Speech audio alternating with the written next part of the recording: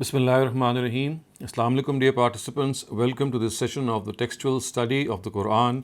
We had started to study a new section of verses, and these verses began from verse 142. We had translated two or three of these verses, and inshallah, in today's session, we'll continue the translation and also the explanation of these verses. And after that, if we have time, we'll start off with the literal and idiomatic translation of these set of verses.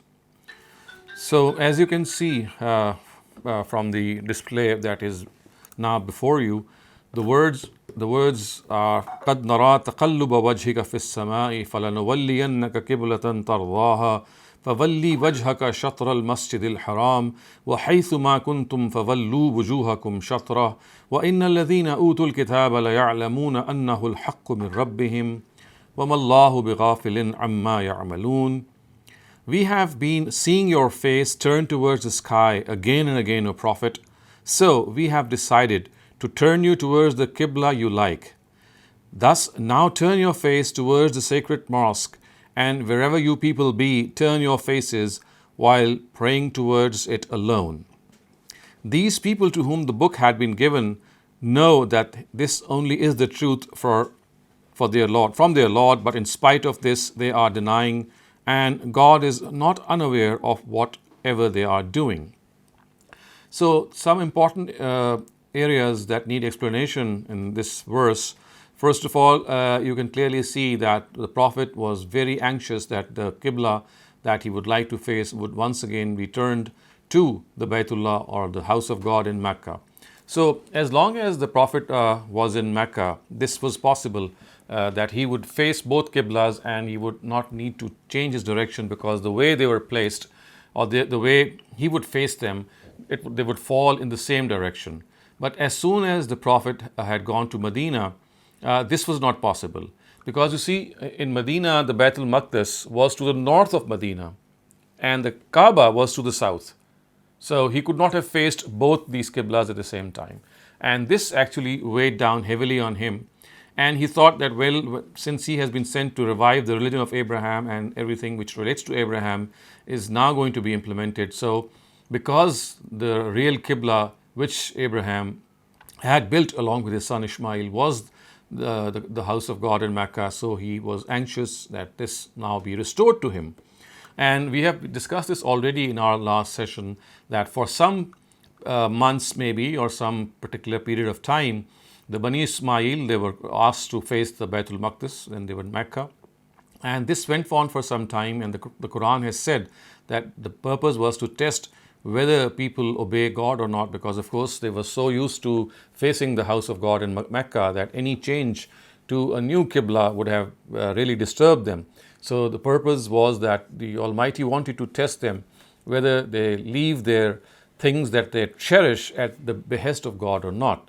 And once this was tested, the Qibla was of course once again restored. But we can see one thing, how the Prophet himself was so anxious. And dear viewers, one thing which is evident from these verses, and I think you should note them, is how vibrant and how deeply connected our beloved Holy Prophet was regarding things which faced him in various periods of time. So these words, قَدْ نَرَى تَقَلُّبَ وَجْهِكَ فِي السَّمَاءِ, these words are a very apt depiction of how anxious he was that once that he has now migrated to Medina, the Qibla should be restored the way it was originally. And the way the Quran is expressed these words, قَدْ نَرَى تَقَلُّبَ وَجْهَكَ فِي السَّمَاءِ, you can clearly see that there is this style which has been adopted by the Quran, in which there is an incomplete verb which is suppressed before the actual verb. So in Arabic, we would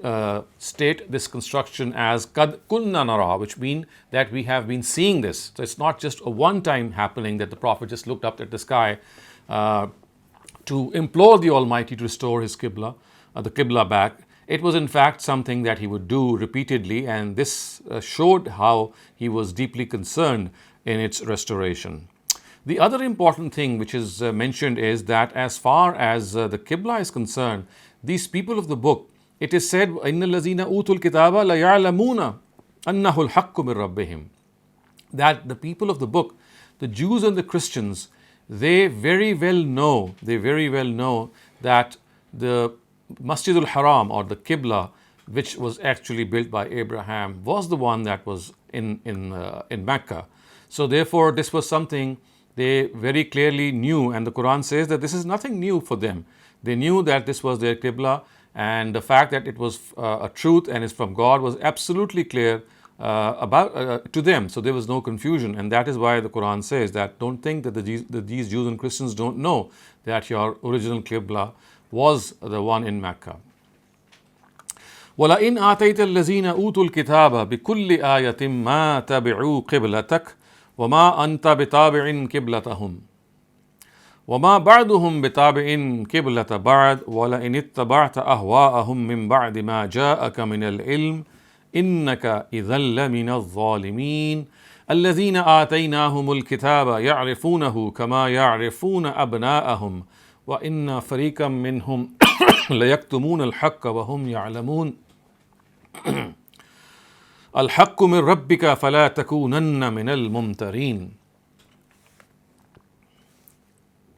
And, O Prophet, even if you present before these people of the book all types of signs, they will not follow your Qibla, and at the same time, this too is a reality that on the basis of the knowledge revealed to you, you too cannot accept their Qibla, and it is not that they are disputing just with you. In reality, none of these groups is willing to accept the Qibla of the other. So the important thing that we have to understand here is this dispute, which seems to be a dispute if you take them to be a single unit opposing Muslims. The Quran has actually exposed them and said that it is not just what you think is on the surface. So this is not going to happen. But the thing is that they are different amongst each other as well. So it's not just between them and the Prophet is there any dispute, but there is a dispute amongst themselves as well. So whatever sign you may present them, وَلَئِنْ آتَيْتَ الَّذِينَ أُوتُوا الْكِتَابَ بِكُلِّ آيَةٍ, whatever sign you might present to them, they are not going to follow your Qibla, because they think that the real Qibla is the temple of Solomon, built by Solomon. And the fact is that even amongst themselves they dispute this, and we know that of course both of them did face the Baitul Maqdis, but once they would come out of Baitul Maqdis, one of them would face the east and the other the western side, so that this dispute, as we have discussed earlier on, would remain a big thorn of contention, a big bone of contention, I would say, between them. Now, a question may arise that this rather harsh verse, which is seemingly directed towards the Prophet, وَلَئِنْ اتَّبَعْتَ أَهْوَاءَهُمْ مِنْ بَعْدِ مَا جَاءَكَ مِنَ الْعِلْمِ, it means that if you accept their Qibla, but if after the knowledge that has been revealed to you, you yield to their desires, then you shall surely be among these unjust people. So, I mean, we have to understand the style of the Quran that we have discussed elsewhere, that at times the Prophet is addressed, but the harshness in address is directed towards some other group of people. So precisely this style is adopted here. Although the verses address the Prophet, that if you start following their Qibla, then مِن بَعْدِ مَا جَاءَكَ مِنَ الْعِلْمِ, even after you know what the truth is, إِنَّكَ إِذًا لَمِنَ الظَّالِمِينَ, then you will be among the wrongdoers. So there was no possibility, of course, for the Prophet to be among the wrongdoers, and there was absolutely no option or possibility that he would turn to their Qibla. The fact is that this harshness or this rebuke, as I can say, is directed towards these people of the book. And as I said, this is a common style of address of the Quran, in which although the Prophet is seemingly addressed, but the direction of address or the harshness and rebuke found in it is towards his rivals. And the important thing in this type of address is that since it is not a direct address, so it does not become as stern and as harsh as one can expect a direct address to be. So had the Almighty directly addressed the people of the book, this would have been very, very tough on them. But this was like an indirect slant on them. It was like an indirect rebuke sounded to them that this is something which is not on. So the benefit of such styles as you can see, is that people are warned of their misdemeanor, and at the same time, they are not challenged openly so that it doesn't hurt their ego. And you would see that this is a style that we also adopt in our own lives, that at times we would like to tell off someone, but we don't tell him off or her off in a direct way. So this is precisely what the Quran has done. And again, you have to understand this, that this is a very, very pertinent way in which the Quran uses these various styles of address, so that even when things are going wrong and they are going to the extreme, if there is still a small chance that people might they might reform themselves, they might amend, then this chance should be afforded to them. And therefore, the address of the Quran is so indirect, and at the same time, it also pinches them, but it doesn't do so in the direct way. So the next verse, as you can see, is also something which is very important, that it is a fact that those to whom we have given the book recognize this as they recognize their own sons. And among them, this is the group which deliberately conceals the truth. It should be clear to you that this alone is the truth from your Lord. Therefore, you should never be inflicted with any doubt about it. And now you can see why the Quran is so angry, or God is so angry with these people. And you can see this anger pervading these verses of the Quran. The Quran says that just as an estranged father recognizes his son, in a similar manner, the righteous among the people of the book fully know in the light of their own scriptures and that this is the Quran that they were waiting for. يَعْرِفُونَهُ كَمَا يَعْرِفُونَ أَبْنَاءَهُم. It's not that once this book has arrived, they are in any sort of confusion or any sort of misinformation is surrounding the arrival of this book. No, they are absolutely clear. They are as clear as a estranged father when he sees his son after a long time. He immediately recognizes, yes, this was my son, or this is my son. So the people of the book, about them it is said that once they saw this book, it was as if they had been waiting for something and it was brought right in front of them. And when a group of them, as this verse says, وَإِنَّ فَرِيقًا مِّنْهُمْ لَيَكْتُمُونَ الْحَقَّ وَهُمْ يَعْلَمُونَ, and among them this is one group which deliberately conceals the truth. So some of them did acknowledge the Quran as the book of God, and we know that all of them accepted faith. So there is a whole series of verses in the Quran in which you'll find the Quran and the Almighty praising the people of the book for their acceptance of the last prophet and the book that he had brought with himself. But at the same time, a large part of the people of the book did not accept this book out of jealousy, as the Quran has said elsewhere, hasadan min indi anfusihim. Out of this jealousy, they refused to accept not only the last prophet, but also the book. And as you can see, once again, the Quran says that وَهُمْ يَعْلَمُونَ. I mean, this is something which is of paramount importance to understand, that they knew this and then they still deliberately denied it. So when you are in any form of confusion, when you deserve any doubt, deserve any benefit of the doubt, this is something which the Quran always grants its addressees. But once the addressees are absolutely clear of the truth and still they insist on not accepting it, then the anger of God, his fury for such people, is what we can see from these verses of Surah Baqarah. And if we, by analogy, look on our own dealings, we would be no different. Of course, we give all the benefit of the doubt to people who might not know the truth and they are searching for the truth. But once they are convinced of the truth and they still say that I'm not going to accept it, or we are not going to accept it, then this is purely out of arrogance and jealousy, and this, of course, entails a lot of anger. And if we are angry in reply to the response of these people, then it is absolutely justified. And then, as you see, the last words, or the last verse, which is verse Al-Haqqu min Rabbika fala takunanna min al-mumtarin. Again, the same style is adopted here by the Quran, that you should not be afflicted with any doubt. So this is a slightly harsher style adopted by the Quran. But then again, this harshness is directed towards the people of the book. And they are being told that this is something which has come from their Lord, and the Prophet should not be in any doubt about it. So it's like addressing the Prophet, but in fact, it is deflected towards these people of the book and said, well, you too should not be any doubt because you are the people who were waiting for it. And you know that this is something that was to come after centuries. And when it came, you were the people who denied it. And of course, in spite of the large chunk of your faction denying it, we could still witness people amongst you who have accepted it, and the Quran has praised them in Surah Al Imran and some of the other surahs as well. That when they would see the Quran, tears would start to well up in their eyes, and they would shed tears, and they would say that this is the book that they were waiting for.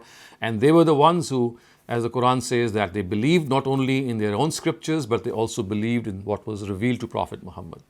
So up till now, if there are any questions, please raise them before we go on to the next set of verses. जी अस्सलाम वालेकुम sir.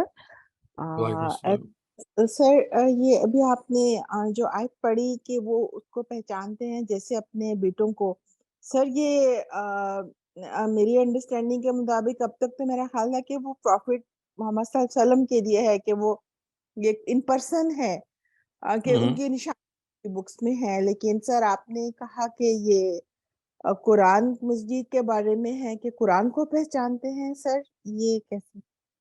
Actually, you see, if you look at the verses and the context, you'll see that it is basically the Quran that is being talked about.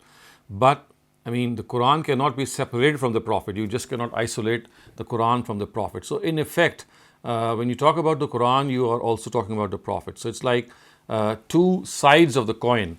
I mean, both are different sides of the coin, but they belong to the same coin. So the Prophet and the Quran, as we can see in some of the other surahs, they have been equated as if they are just one. So the context here shows that it is the Quran.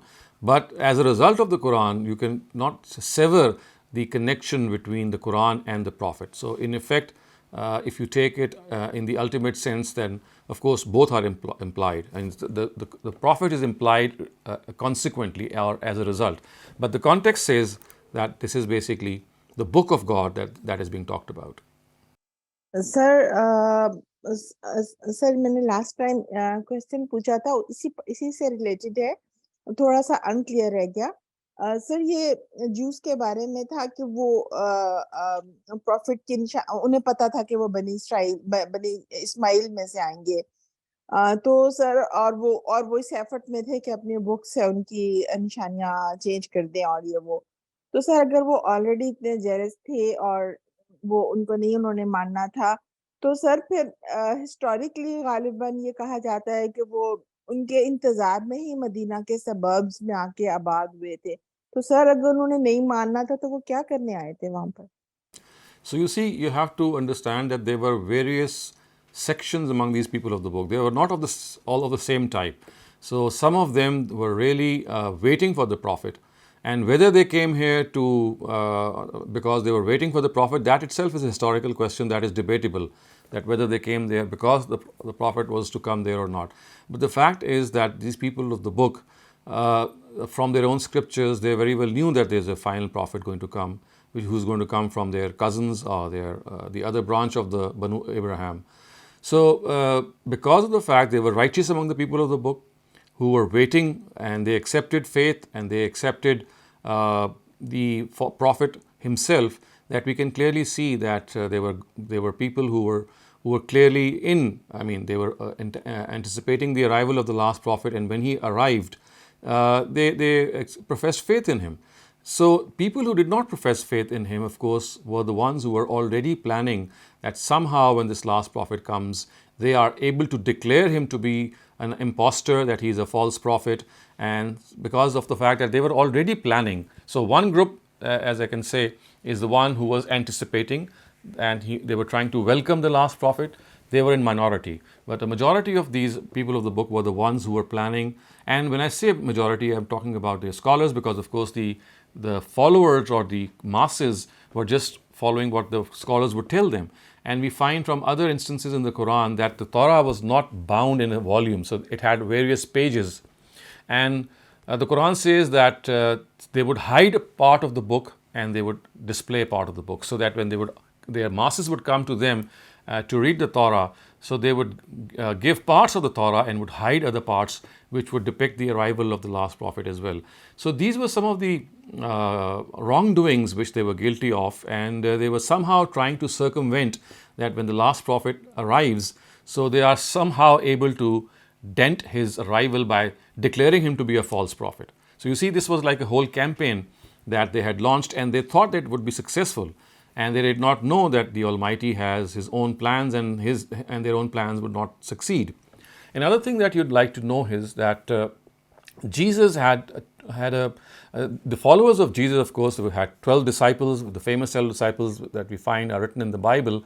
So one of the righteous disciples, followers that came to the land of Arabia were the followers of Peter. So who's called Patras in the Bible, and his name is Simon Peter. So Simon Peter is the one that we find that many of the followers of the people of the book who came to the land of Arabia were actually disciples and followers of Saint Peter himself. And about him, we know that he was the righteous successor of Jesus. As far as Saint Paul of Tarsus is concerned, we know that he actually changed Christianity, and he sort of gave his own version of Christianity. And the Christianity that we have today is the Pauline Christianity, in which you find the concept of Trinity, in which you find the crucifixion of Jesus, in which you find the concept of original sin, that Jesus, by being crucified, has paid for the sins of all mankind. So these were the beliefs that were conjured up, I would say, by St. Paul. And because of the fact that some of these beliefs ultimately form the foundations of Pauline Christianity, some of them still exist. But there were other beliefs which, when his disciples came to the land of Arabia, they were completely different from some of the beliefs which were not found in Pauline Christianity. So on the one hand, we need to make this distinction, and on the other hand, we also have to understand that these righteous disciples of Saint Peter actually were perhaps the ones who had accepted the last prophet in a very magnanimous way, and the book as well. But others which were not his own disciples, and who were mainly disciples of St. Paul maybe, or maybe some other deviant groups, they were the ones who ended up rejecting the prophet, and also planning that somehow when the prophet would come, they would be able to make him see, I mean, in the eyes of the common masses, that he is not a true prophet, he's a false prophet. Thank you very much, sir. Many thanks. Next question is from Imran. Please go ahead. Assalamu alaikum, Dr. Shehzad. So just on the same line, about the Jews moving to the area of Medina, but did their books clarify to them that the last prophet will not be from amongst them? One of the, I thought the misconception or they had was that they thought that the prophet will come in that area, but they did not know it was going to be from the Ishmaelites and not from the Isaac's lineage. No, that is not correct, because you see the prophecies of Moses are still found in the book of Deuteronomy, especially chapter number 18. You'll find how he said that a prophet is to come from my brothers, of your brothers. So the word brothers tells us that, of course, they were, very clear that they are not going to be, or the last prophet is not going to be from among them. He is going to be from the other lineage, which is the lineage of Ishmael. So there was no question about that. And precisely that is why we know that the righteous among the people of the book, they professed belief in the last prophet, because they knew that the prediction about the arrival of the last prophet was from the Ishmaelites.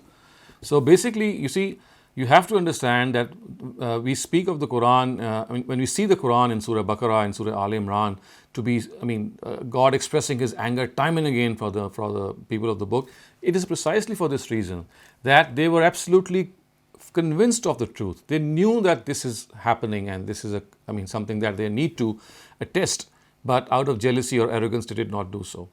So, this is the explanation why the Quran, or why these two surahs especially, they speak in very, very severe tones regarding these factions of the people of the book.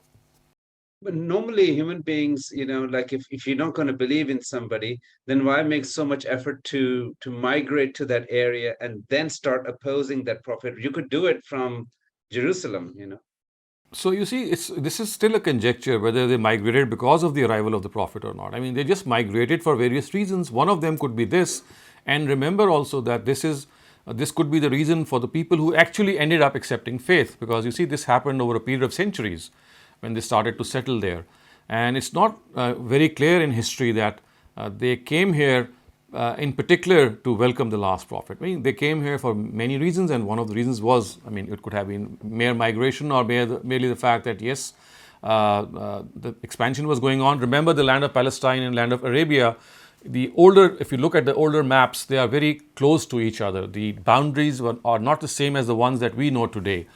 So it was commonplace practice for people to just go out of their area when food supplies would finish. They would look for more food and more places where they could migrate, and especially the trade caravans in those times, they did play their role. So there were caravans which went to Syria, there were caravans which went to other parts with which the merchandise traveled back and forth, and they became traders as well.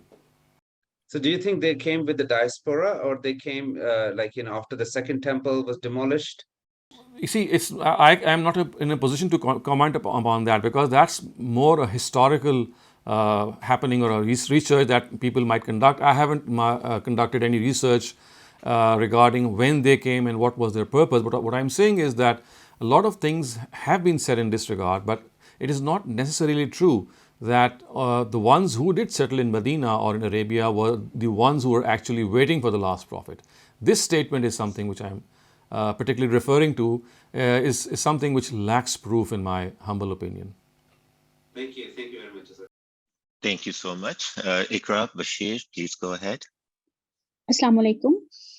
Sir, what is the current status of this belief? Are they still in wait of some prophet, though they have concealed those signs that they were waiting for last prophet? So they still waiting, or so I've explained this a number of times, that the Jews never accepted Jesus, because they said that the Messiah that they are waiting for cannot be someone who can even be touched, let alone be crucified, and they had their own objections. So they never accepted the coming of Jesus as the coming of the Messiah that they think was to come. So the Jews of today, they are still waiting for the Messiah. Secondly, as far as Christians are concerned, they are waiting for the return of Jesus. So to them, the Messiah already came, but he has to come again. So he's still alive and he's going to come again. So this is what the Christians believe. And the Muslim majority belief is very similar to the Christian belief, that yes, he is going to come again. So all these three Abrahamic religions are waiting in some form or the other for the Messiah. The only thing is that the Jews are waiting for a Messiah who is different from Jesus, whereas the Christians and Muslims are waiting for Jesus himself as his second coming. And the Jews are waiting Messiah in the capacity of last prophet, or the Messiah is something different? No, Messiah is something that they think that there was promised to them, that he would come and he would build the temple for the third time, and the greater empire of Prophet David would be established by him, and he would be the person who would be the last of the prophets. This is the Jewish belief, yes. So let's move on to the next verses. وَلِكُلٍّ وِجْهَةٌ هُوَ مُوَلِّيهَا فَاسْتَبِقُوا الْخَيْرَاتِ أَيْنَمَا تَكُونُوا يَأْتِ بِكُمُ اللَّهُ جَمِيعًا إِنَّ اللَّهَ عَلَى كُلِّ شَيْءٍ قَدِيرٌ. And each one among them has a fixed direction for its qibla towards which it turns. So you people should leave them aside and try to excel one another in virtues. Wherever you will be, God will gather you all for judgment.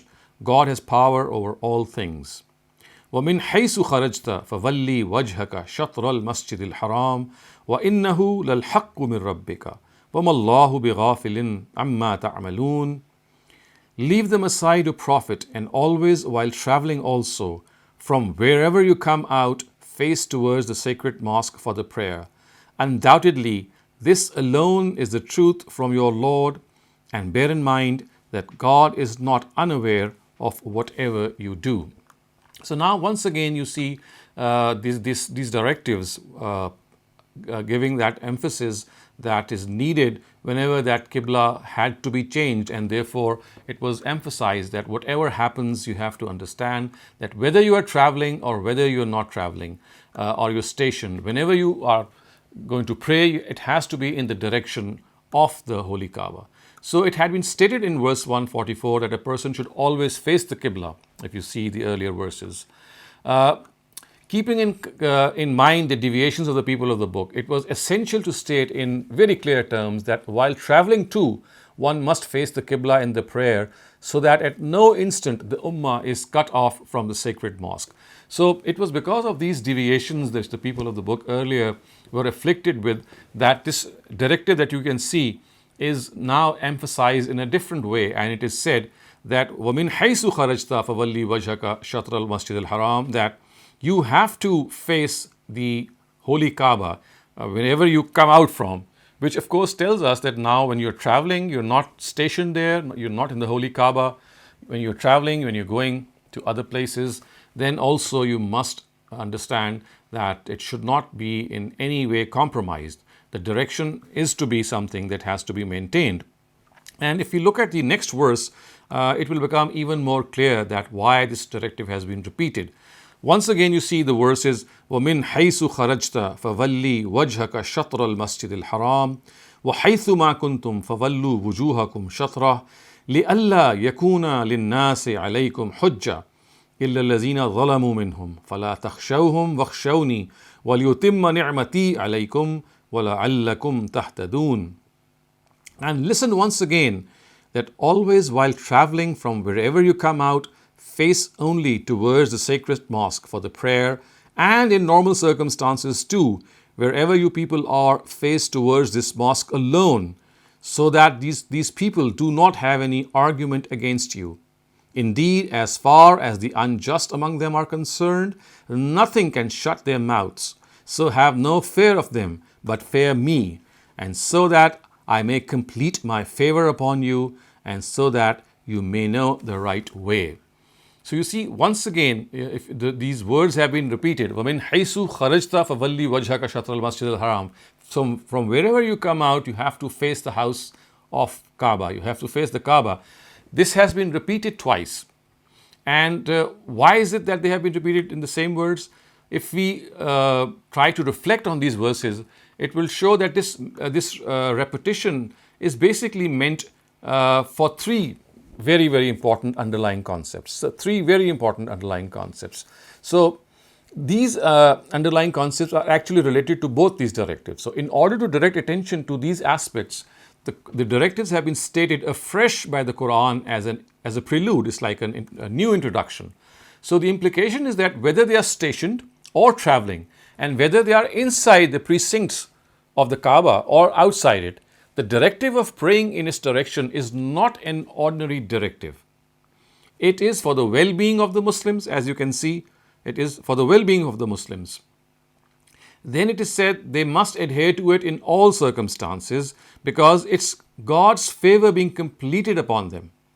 So, and then the most important thing which is then repeated is لِأَلَّا يَكُونَ لِلنَّاسِ عَلَيْكُمْ حُجَّةٌ. So remember, we had three important reasons for the repetition of this directive. So the first is that, which is stated in these words, لِأَلَّا يَكُونَ لِلنَّاسِ عَلَيْكُمْ حُجَّةٌ, which means that just as the Almighty has commented upon their indifference to their Qibla and upon their differences regarding it, the situation should not arise so that the people of the book are able to pass the same comments regarding the Muslims.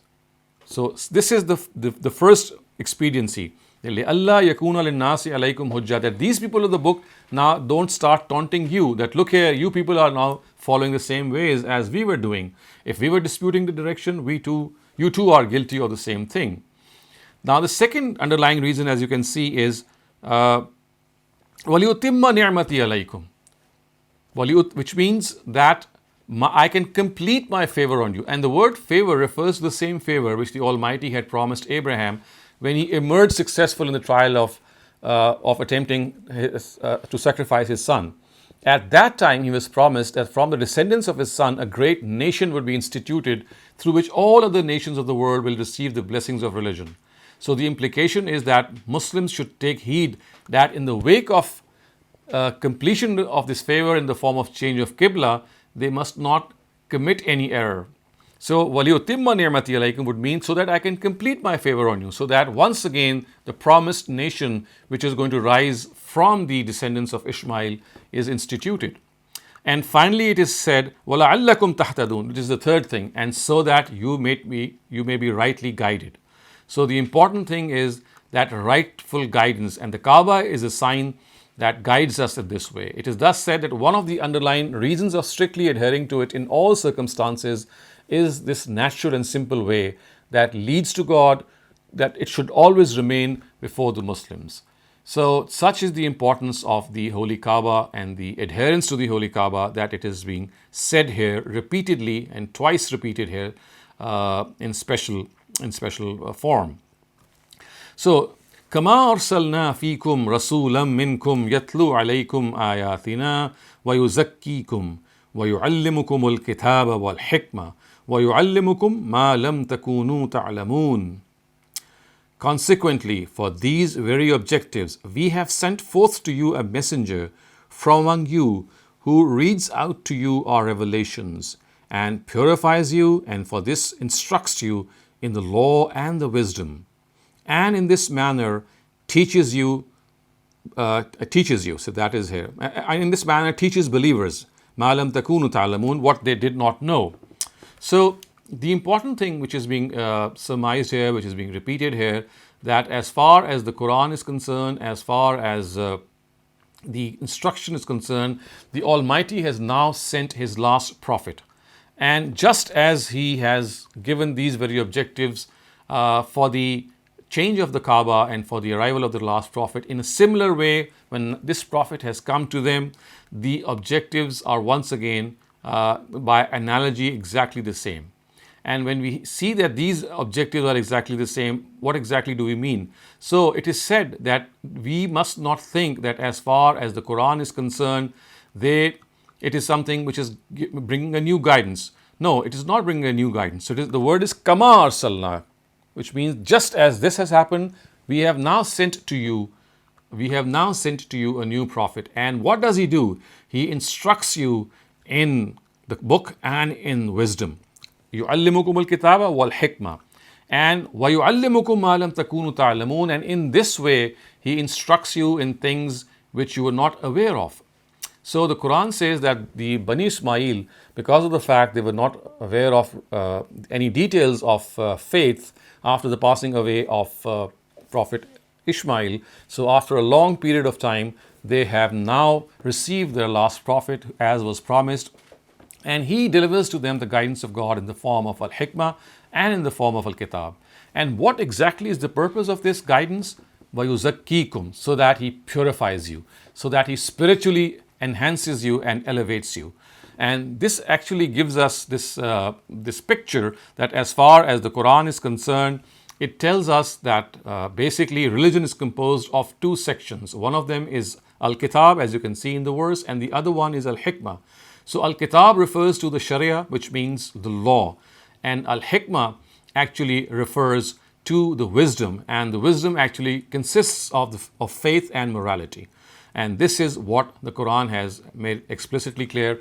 You'll find this verse being repeated at other instances in the Quran as well.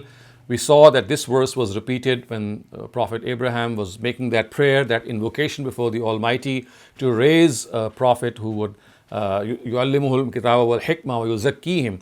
So in that particular word, the word taskiyah came at the end of the verse. Here you can see that the word taskiyah is coming at the beginning of the verse, that he does your taskiyah, he purifies you. And how does he purify you? By instructing you in law and by instructing you in wisdom. فَاذْكُرُونِي أَذْكُرْكُمْ وَاشْكُرُوا لِي وَلَا تَكْفُرُونَ. You have been blessed with this favor, so in all hardships you now face from your opponents, what do? Seek help from perseverance and from the prayer. And undoubtedly, those who persevere against hardship. The translation is missing here. I'm just going to fill up the translation for you. So, فَاذْكُرُونِي أَذْكُرْكُمْ would mean that you remember me and I'll remember you. وَاشْكُرُوا, be thankful to me, and وَلَا تَكْفُرُونَ, do not be ungrateful for me.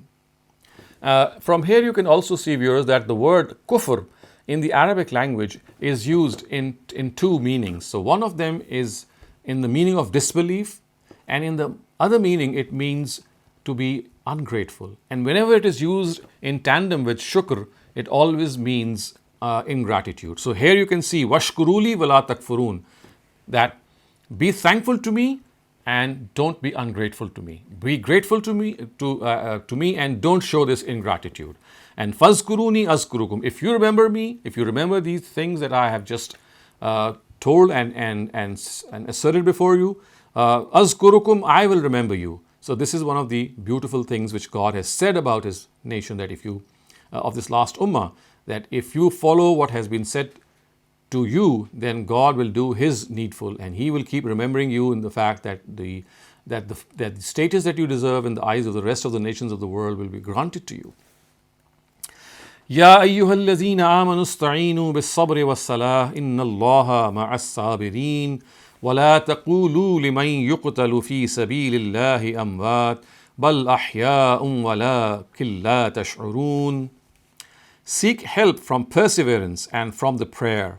Undoubtedly, God is with those who persevere against hardships. وَلَا تَقُولُوا لِمَنْ يُقْتَلُ فِي سَبِيلِ اللَّهِ أَمْوَاتٌ بَلْ أَحْيَاءٌ وَلَكِنْ لَا تَشْعُرُونَ. And do not say that those slain in this cause of God are dead. They are not dead. In fact, they are alive, but you are not aware of the manner in which they live. So in this background, now the believers are being instructed that you are facing this opposition from the people of the book. And mind you, this opposition is no small an opposition. It's something which is really giving them a tough time. They are people of the book who are now annoyingly coming forward, and now they are trying to stop the progress of the last prophet's mission by raising various objections, by not accepting him as the last prophet. And as you can see from the previous verses, that they planned how they would oppose the coming of the last prophet.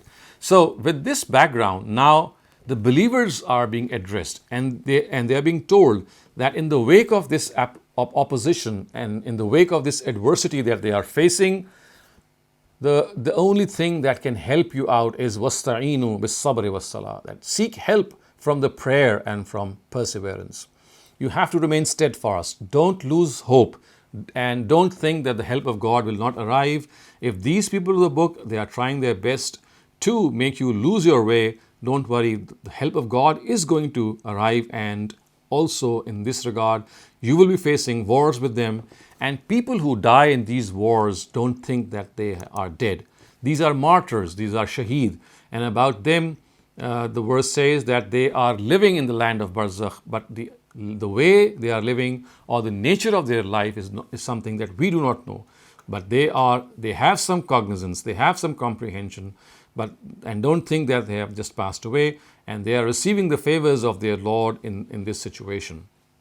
And then one of the most powerful verses of the Quran comes up, وَلَنَبْلُوَنَّكُمْ بِشَيْءٍ مِّنَ الْخَوْفِ وَالْجُوعِ وَنَقْصٍ مِّنَ الْأَمْوَالِ وَالْأَنفُسِ وَالثَّمَرَاتِ وَبَشِّرِ الصَّابِرِينَ الَّذِينَ إِذَا أَصَابَتْهُمْ مُصِيبَةٌ قَالُوا إِنَّا لِلَّهِ وَإِنَّا إِلَيْهِ رَاجِعُونَ أُولَٰئِكَ عَلَيْهِمْ صَلَوَاتٌ مِّن رَّبِّهِمْ وَرَحْمَةٌ وَأُولَٰئِكَ هُمُ الْمُهْتَدُونَ. And in this cause we shall definitely test you with some fear and some famine and some loss of life and wealth and some loss in the production of fruits. And O Prophet, give glad tidings of success in this world and in that to come to those who persevere in this cause. Those who, when afflicted with some calamity, say, surely we belong to God, and to Him one day we shall return. On such people will be God's blessings and mercy, and it is they who will be rightly guided. So Muslims are now being told that, remember, the help of God is going to arrive. There is a time for that, and until that time arrives, you have to show resolve and patience and seek help from patience and from the prayer. So this prayer that is being talked about here specifically refers, as you can see from the rest of the Quran, that whenever help is being asked to be sought from a prayer, then on most occasions it is the prayer of tahajjud, because it is this prayer which, when a person gets up in the middle of the night or in the later part of the night and asks for God's help, that he is spiritually bolstered, he is spiritually strengthened, that he can face these adversities with much more resolve. So we know the Prophet Muhammad himself, he would wake up in the last part of the night, and for a better part of the night he would offer the tahajjud prayer. We also know from Surah Muzammil that many companions with him, they also offered this prayer. And as you can see, the reason is that the amount of adversity that they were facing and the amount of enmity, animosity, jealousy, hatred, all sorts of things that they were facing there, and of course at this instance they were not given the permission to raise arms until a certain point of time. So they had to be patient, and this patience could only have been obtained with a strong God connection. So this God connection through the prayer is something which is being talked about. So the believers are being told that yes, help is going to come, but it has to be, you have to wait for that help to arrive, and before it's going to arrive, there is this law of God which is now going to come into play, and that is that you shall be tested. You shall be tested. And the words, this word لَنَبْلُوَنَّكُمْ, the way it is expressed in the Arabic language in a very particular style, it actually conveys this meaning that it is bound to happen, that you shall be tested. But don't worry, this test is not going to be beyond your capacity. As the word said, نَبْلُوَنَّكُمْ بِشَيْءٍ, it should be some part, part of it. And what would be the part that you would be faced with in this adversity or this trial would be that various things that you can bear, but of course there would be adversities. Amongst them, the words are khawf. Of course, war was rampant in those days. So there would be khawf or fear that would be in the air, and you'll have to face this fear in a very, very courageous way. And then it says, wal-ju', which is famine. So as a result of this war-stricken atmosphere of Arabia, we know that famine and loss of food products and things, there was always there, plus crops would be destroyed, and as a result the amount of production that would nourish the population would no longer be there. So this was also a trial and test. وَالنَّقْصِ مِنَ الْأَمْوَالِ وَالْأَنفُسِ, which means the loss of life and wealth would also result because of these wars. But don't think that these losses are going to overpower you or you would be just they would be beyond your capacity. No, they would be in accordance with your capacity. And what you would do whenever you face this calamity, وَبَشِّرِ الصَّابِرِينَ الَّذِينَ إِذَا أَصَابَتْهُمْ مُصِيبَةٌ, that when they face these calamities, the words that should come out of your mouth are Inna lillahi wa inna ilayhi raji'un. So in the Quran you can see that this particular expression or this sentence that we often utter at the death of an individual is cited in a very wider connotation. So it's not just at the death of a person that we utter or we should utter these words. It is in the wake of any calamity, any adversity, any difficulty that we face, these words should come out of our mouth, Inna lillahi wa inna ilayhi raji'un, implying the fact that we are for God and to Him is going to be our return. So what do we need to fear? Because we have been sent down on this earth by the Almighty for a purpose, and that is to be steadfast and to show resolve in the wake of difficulties.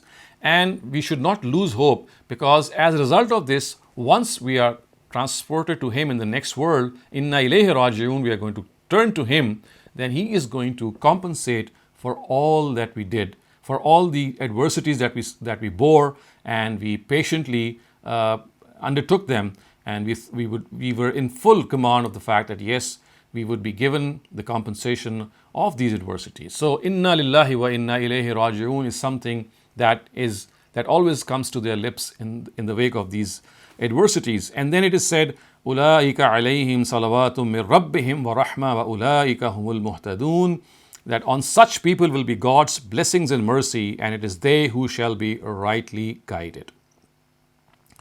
So before I move on to the final verses, if you have any questions regarding this particular portion, please raise them now.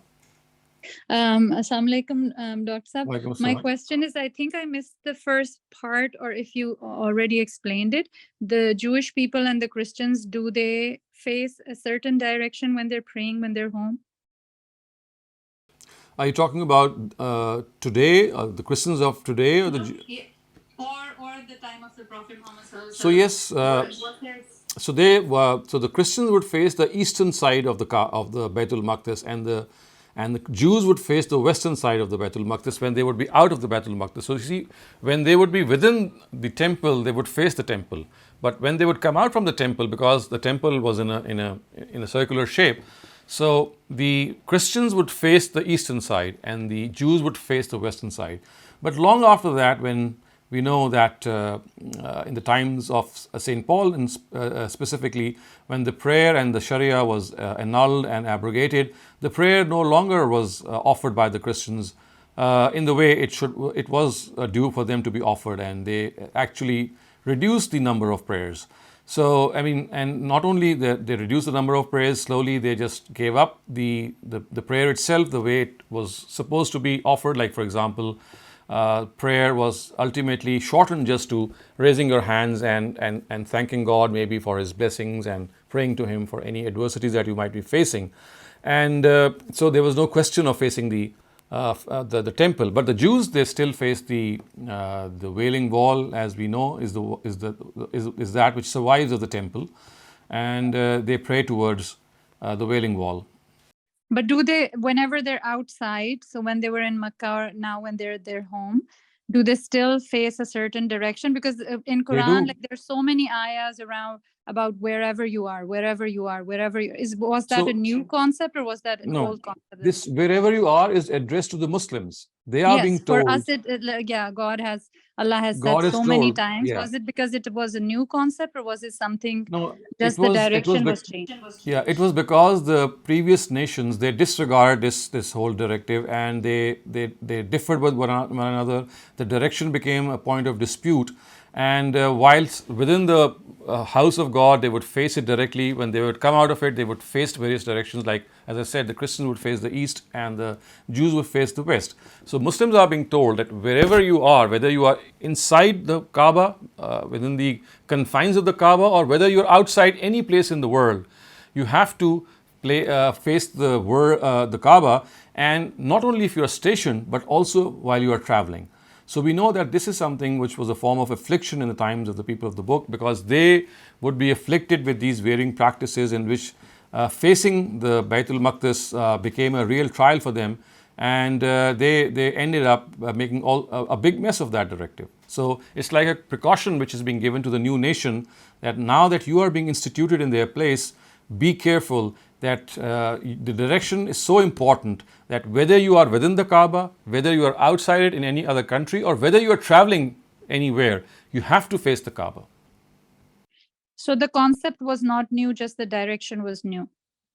Actually, the concept, of course, was not new, but as you can see from the Quran, that the Quran often cautions the Muslims for any blemishes that their predecessors have undertaken. So because the Jews and Christians were guilty of these blemishes, so it's like a forewarning given to the Muslims that you don't repeat the same mistakes.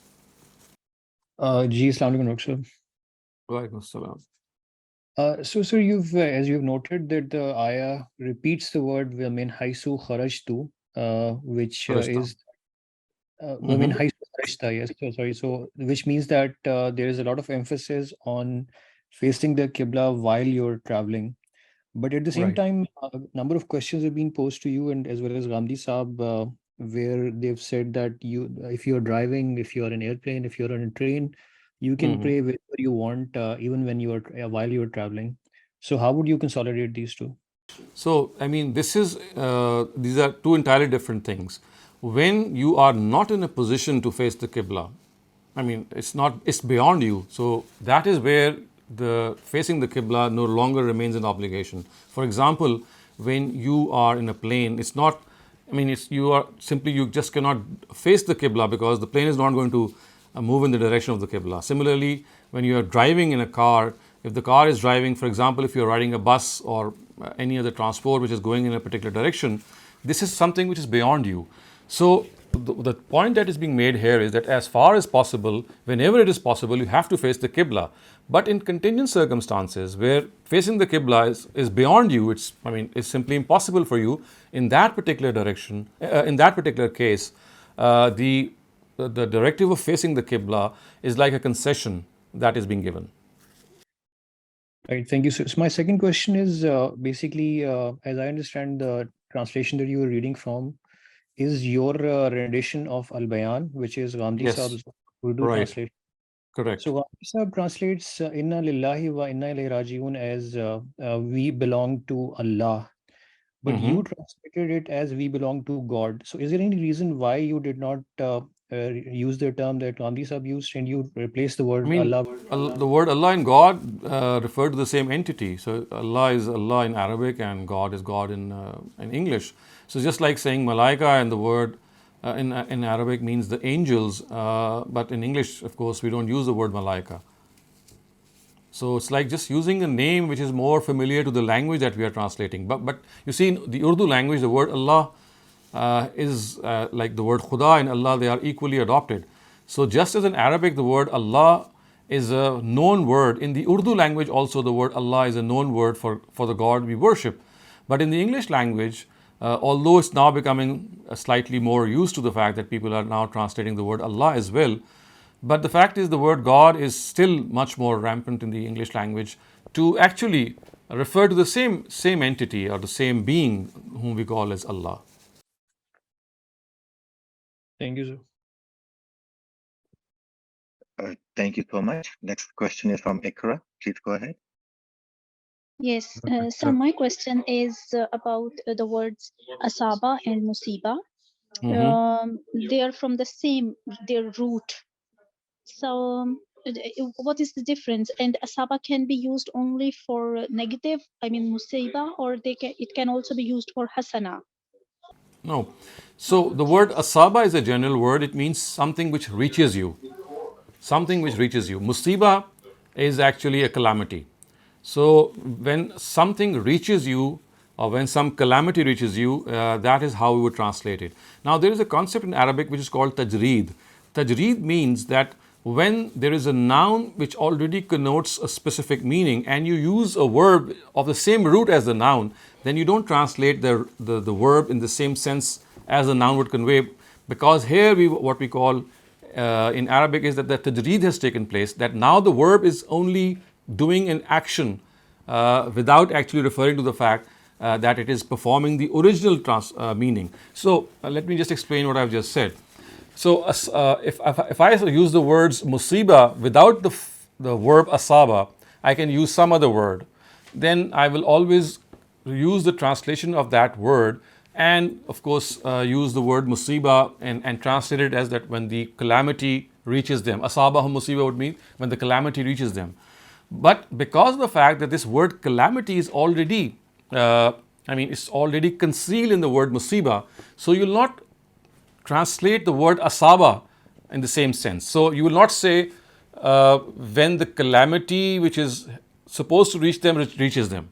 So the word asaba now is what we call, it goes into tajreed, and the word musiba which is found in asaba is now divested of it, and we just have the meaning of a verb being done. So it's like saying when the musiba or the calamity strikes you. Otherwise it should have been translated like when the calamity which is going to strike is going to strike you, something like that. But this repetition would have been, of course, very, very heavy on the language. So what happens is in the Arabic language, we do this tajreed, in which now the verb loses a part of that meaning because the noun already has that part. Okay, if I understand you rightly, you mean it is possible that another verb can be used for musiba. Yes. Another word can be used for asaba, not for musiba. Musiba is calamity. Yeah, so musiba is noun and asaba is verb. Yeah.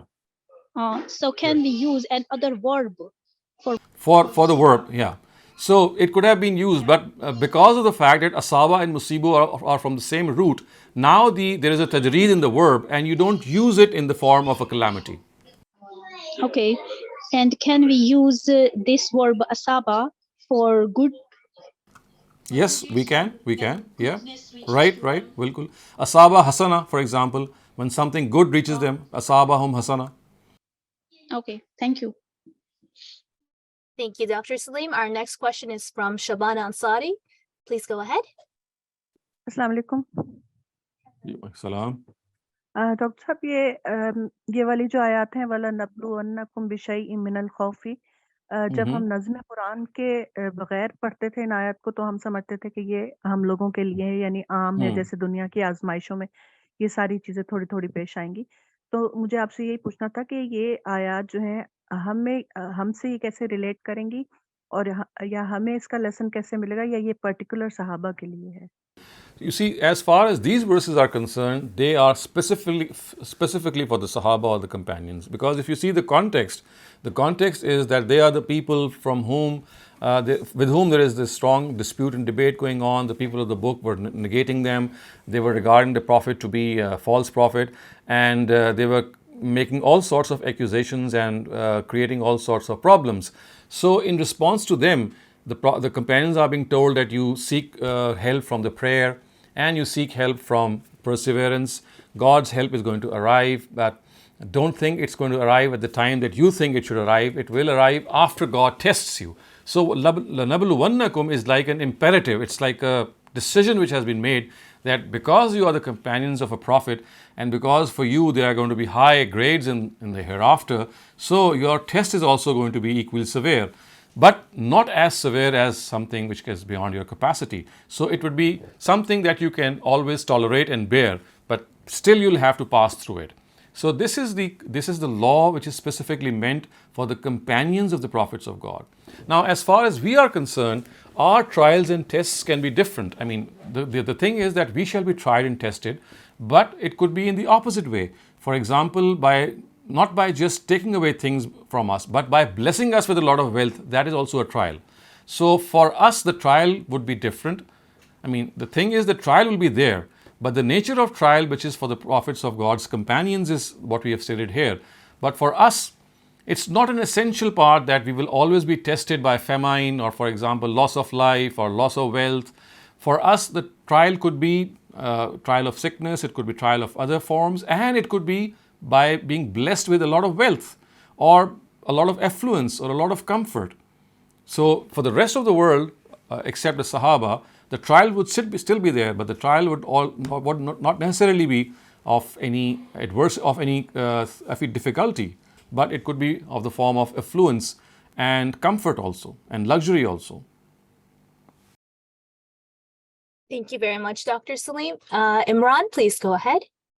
Assalamu alaikum, Dr. Shehzad. Sorry, I mistakenly actually lowered my hand. So I'm going to ask a quick question. There's an order in Ayah 129 says, Rabbana wa baslim rasula minhum yatlu alayhim ayatika. So in this one, yu'allimul kitab comes first, wal hikmah, and then come tazkiyah, right? Zakihim. Yeah, so the tazkiyah come at the end, which makes sense, educating the book, and then the wisdom, and then the tazkiyah. Whereas in verse 151, it says, "Kama arsalna fiikum rasulan minhum yatlu alayhim ayatina wa yuzakkikum." Right. Allah subhanahu wa ta'ala is bringing the tazkiyah first in this one. Yeah. So you see, it's like encircling. I mean, it's like encircling the directives that whether you place it at the beginning or whether you place it at the end. It's like a circle which is going around the two components of religion, which is al-hikmah and al-sharia. That these are the two these components that once you follow them, the result of that following these directives would be that you will be spiritually enhanced and elevated. So in the first instance, it was placed at the end. It was placed at the end to let you know that, well, once you do this, you will achieve this. And after that, it was known that yes, okay, tazkiyah is something that we would achieve. So then in the next verses, as you can see, the verses that we have studied today, it is now placed earlier so that it's like a conclusion. It's like a pre-conclusion that you have already drawn earlier, and now it's being stated as a matter of fact for you because you already knew it earlier that it's the consequence of reading the book and the Sharia and the Al-Hikmah. So now it has been placed earlier on to let you know that look here, this is something which is your objective, but the achievement of that objective is now dependent upon the Al-Kitab and the Al-Hikmah. Yeah, so thank you. Yeah, because in Surah Jumu'ah, does the same thing where It does the same thing, right? Yes, you know, where the tazkiyah come first, and so First, okay, so yeah. because the way originally I thought, with the way you were saying, that it makes sense to have the kitab, the hikmah, and then the tazkiyah, but then it comes the other way because Yeah, because once you get to know the objective of religions, you see, this is the style that the Quran often adopts. It does not stay just on a single course, not the way that we would generally address things. So it varies its style in different ways, so that at one instance you know that it's a conclusion that has been drawn, and at another instance you know it's like a pre-conclusion of something that you already were aware of in the previous verses. Okay, so let's move on and finish off the remaining verses. إن الصفا والمروة من شعائر الله فمن حج البيت أو اعتمر فلا جناح أن يطوف بهما ومن تطوع خيرا فإن الله شاكر عليم. Like the sacred mosque, these Jews have always tried to conceal the reality of Safa and Marwa. So at this instance of change of Qibla, you should also be clear that Safa and Marwa are indeed among God's symbols. Thus, it shall be no offense for those who come for Hajj or Umrah if of this house also to do the tawaf of both. In fact, this is a virtuous deed, and he who does a virtue out of his own interest, God accepts it. He is fully aware of it. إن الذين يكتمون ما أنزلنا من البينات والهدى من بعد ما بيناه للناس في الكتاب أولئك يلعنهم الله ويلعنهم اللاعنون إلا الذين تابوا وأصلحوا وبينوا فأولئك أتوب عليهم وأنا التواب الرحيم.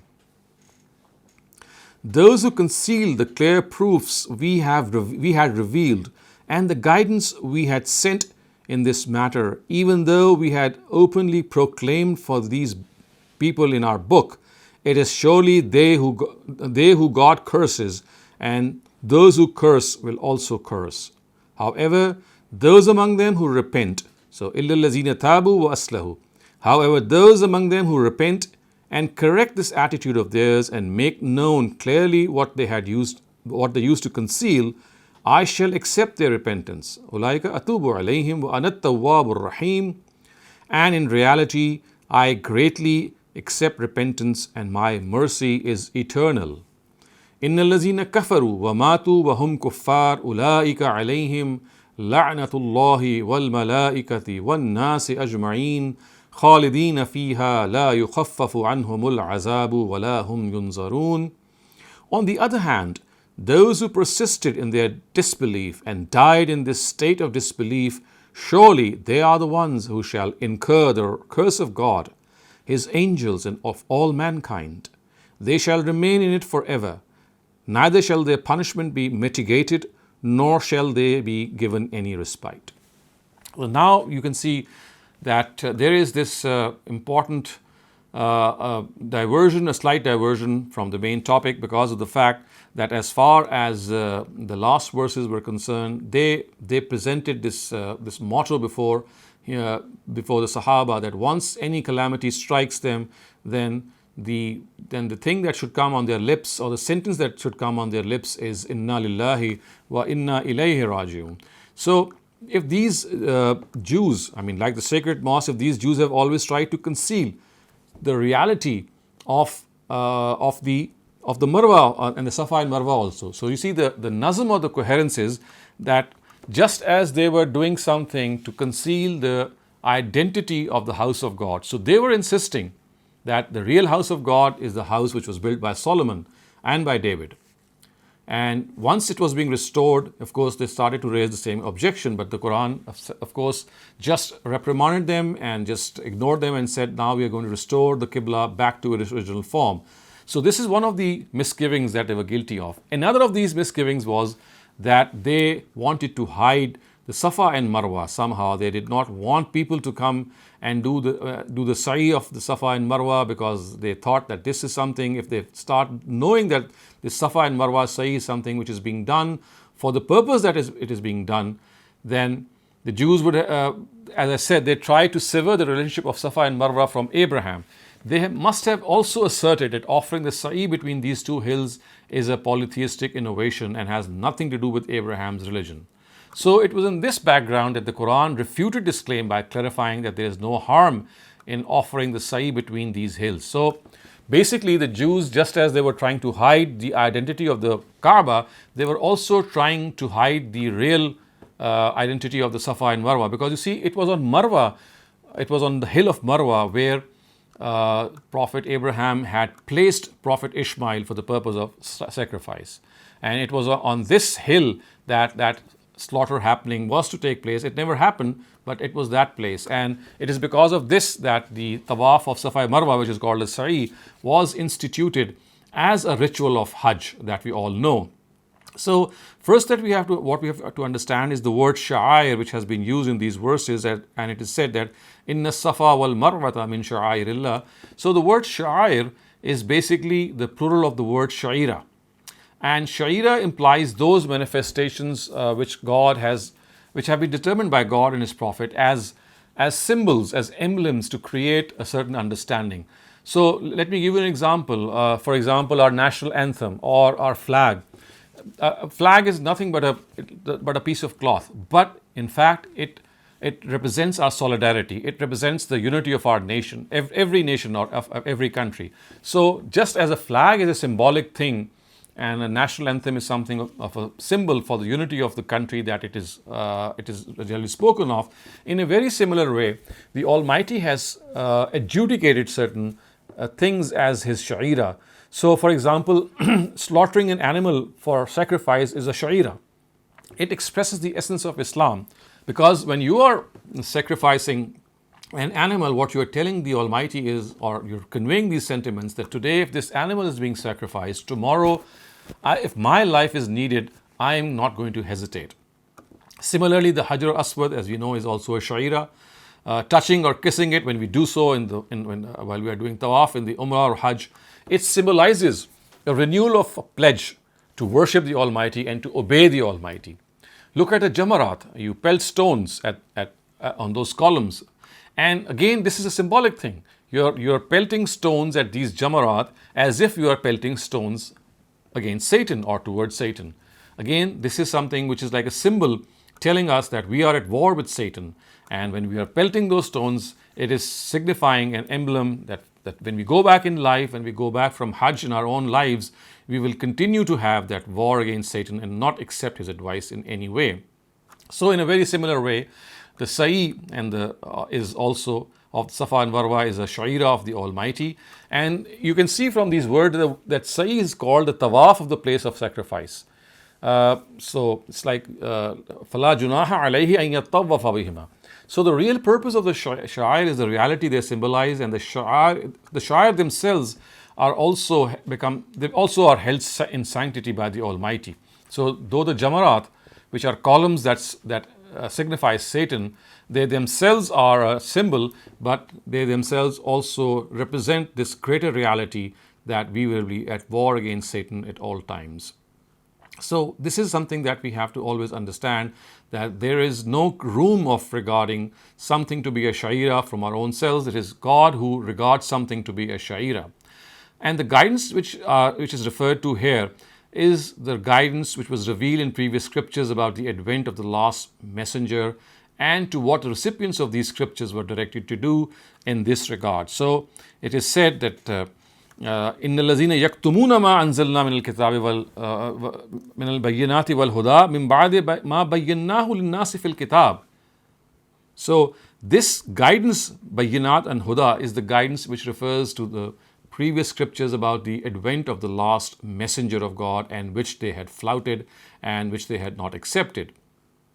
So we have to understand that as far as the Quran is concerned, it is absolutely clear and explicit that people who have rejected the Prophet by intentionally not accepting him as messenger of God is someone who will always be taken to task. So there is no room for any confusion in this regard. It is not that they are denying the Prophet out of any confusion. It is on account of the fact that they are absolutely convinced and they are still not accepting it.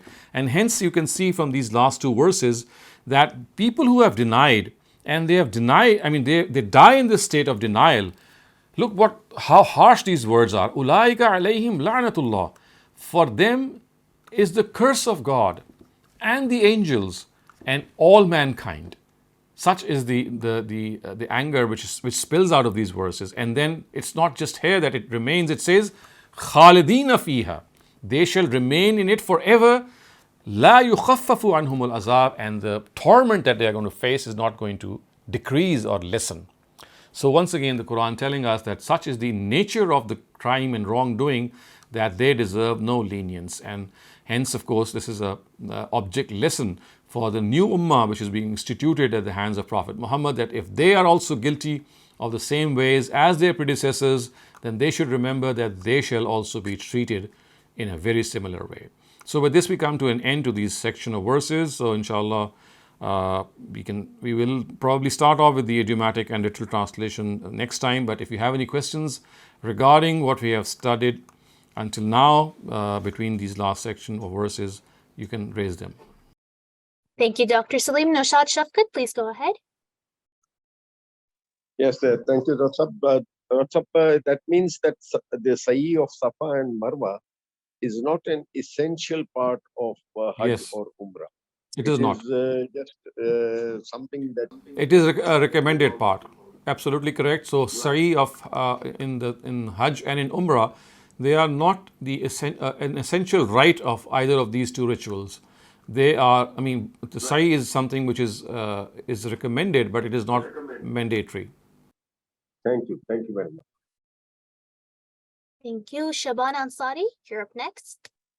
मेरा भी doctor साहब यही सवाल था कि ये फर्ज है सफा और मरवा, क्योंकि पहले हम इसका समझते थे ना कि वो ज़ईफ रिवायत थी कि हजरत जी। हाजरा के भागने की वजह से ये फर्ज की गई है, लेकिन अब जैसे मालूम हुआ कि मरवा पे हजरत इब्राहिम अलैहिस्सलाम और हजरत इस्माइल अलैहिस्सलाम को उन्होंने ज़िबा करने के लिए ले गए थे।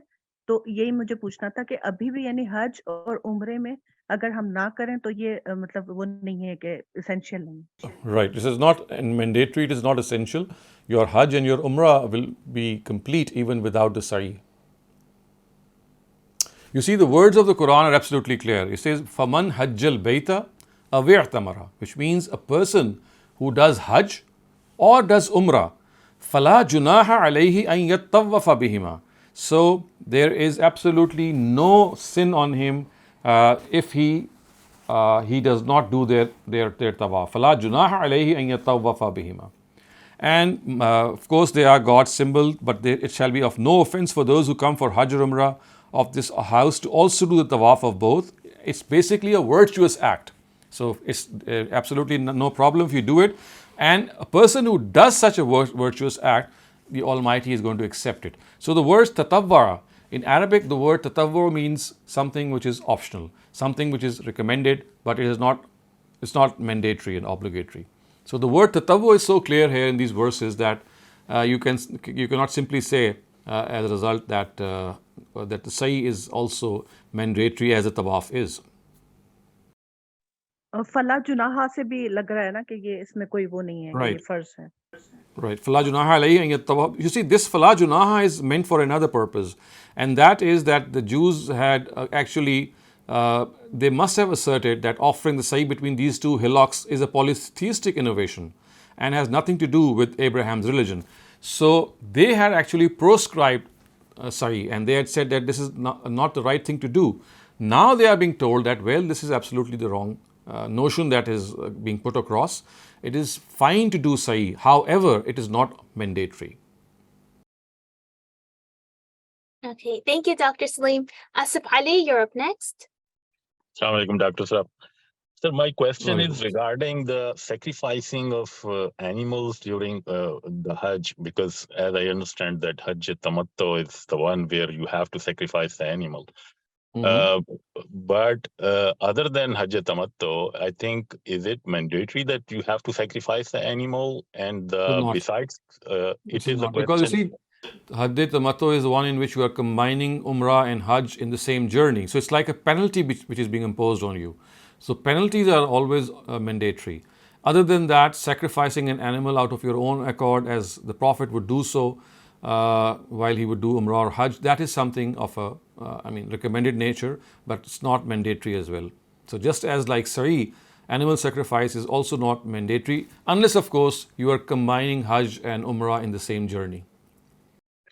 And the besides question related to the same thing topic is that in subcontinent, whenever we see that sacrificing an animal during the Eid al-Adha becomes kind of a obligatory for the people who have the, means to do that. So is it, how we will place that kind of mindset? The sacrifice of Eid also is something which is not mandatory. It is a very, very recommended and a symbolic act of worship. And when we sacrifice an animal, we are actually making this commitment to God that today we are sacrificing this animal in lieu of our own life, which means that if tomorrow our life is needed, then we shall not withhold ourselves and we shall present our life for that. So in lieu of that, today we are making this rehearsal that we are sacrificing this animal and reminding ourselves that tomorrow if my life is needed, I will present it. And this is the philosophy of the slaughter on Eid days. But that too has not been made mandatory. So it is because of people who are living in India and Pakistan that they think it is mandatory, because you see the Hanafites or the Hanafis, they are the ones who regard it to be a wajib. And for them it is essential. They recommend it that it's an essential part of religion, that unless you don't do it, you would be guilty of sinning. So because people who are living or who have migrated from India or Pakistan, mostly their own forefathers followed the Hanafi religion. So in the Hanafi interpretation of religion, animal sacrifice was regarded to be an obligation, it was regarded to be a wajib. However, the three other Imams, Imam Ahmed bin Hanbal, Imam Malik and Imam Shafi, they don't regard it to be wajib the way the Hanafis do. So because of the fact that we are mostly exposed to the Hanafis, that people who follow, people who live in these areas, they generally think that it's mandatory. Okay, thank you, sir. Thank you, Dr. Saleem. That was it for all of the questions for now.